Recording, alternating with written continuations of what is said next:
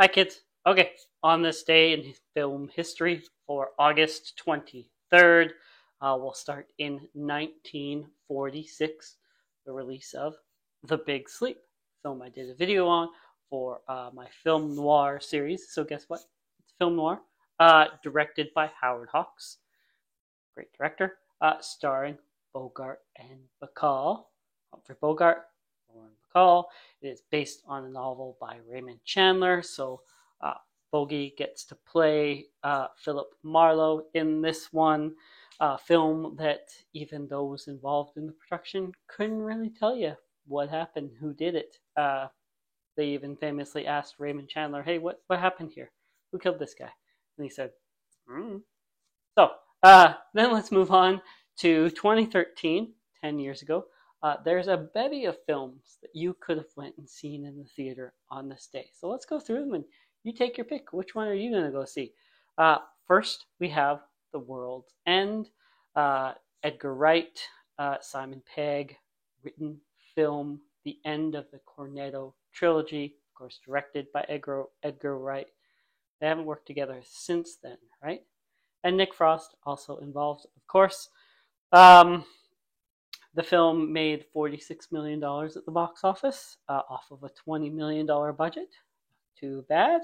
This is 10 years ago, remember? Box office was different. August 23rd, 10 years ago. Or you could have gone and seen your next. This is a slasher horror film directed by Adam Wingard. That film, small little horror film, only had $1 million budget, but ended up making $26 million at the box office. Too bad. Or you could have seen Blue Jasmine, because maybe you like Woody Allen, or maybe you like Cate Blanchett. That's a better reason. Um, Cate Blanchett won Best Actress for this film. I believe the first time she won Best Actress, or the only time she's won Best Supporting and Best Actress. Didn't win for Tar. So this film made $99 million at the box office. It was in limited release earlier, July 26th. August 23rd, it went into wide release. $18 million budget, made $99 million. And then very small film you could have saw, Short Term 12. Um, Speaking of Academy Awards, some Academy Award winners and nominees in this, including Brie Larson, Rami Malek, and Lakeith Stanfield. The film had a budget of $400,000. Daniel Destin Cretton, is that how you say his name? The director for that. But it made $2.3 million at the box office, so not as much as the others, but it didn't have to make as much to make some money. So those are your four films you could have saw 12 years ago. Which one are you going to see? You could just spend all day at the theater and see three of them. Which one am I not seeing? Let's talk about some birthdays. In 1912 is the birth of Gene Kelly, the dancer, the actor, the director. That one gets shoved to the side sometimes. American in Paris, Singing in the Rain, On the Town. Yeah, Invitation to Dance. Always fair weather. Some of those he directed by himself. Some of those he directed with Stanley Donen. I did a video for Singing in the Rain, and I talked about their relationship and maybe who gets credit for what. And I think ultimately it's two different sets of skills coming together to make a good skill set. Gene Kelly. He died in 1996, 83 years old.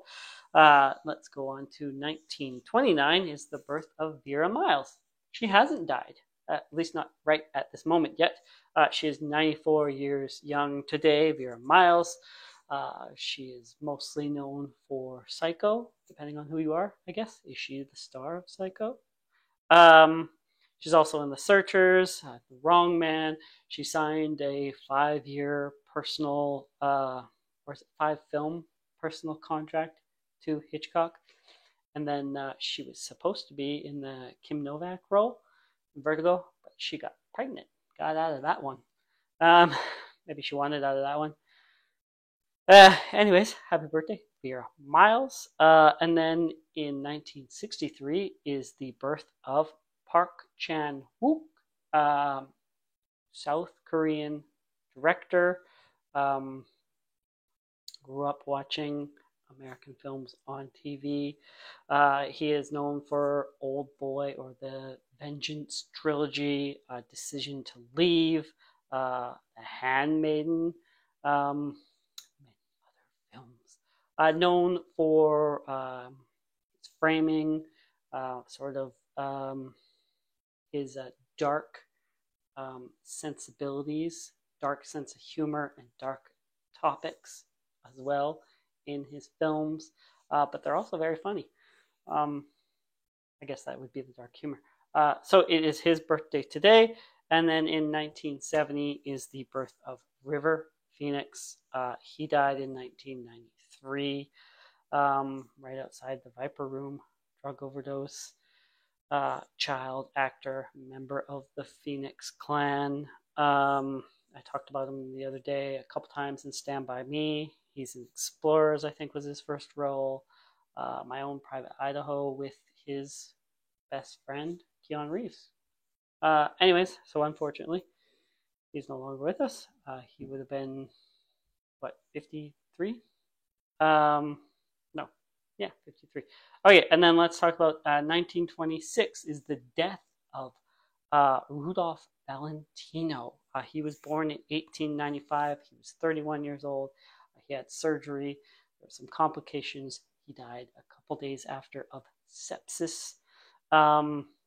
He is the Latin lover. He was a sex symbol. 100,000 people stormed the streets of New York during his funeral.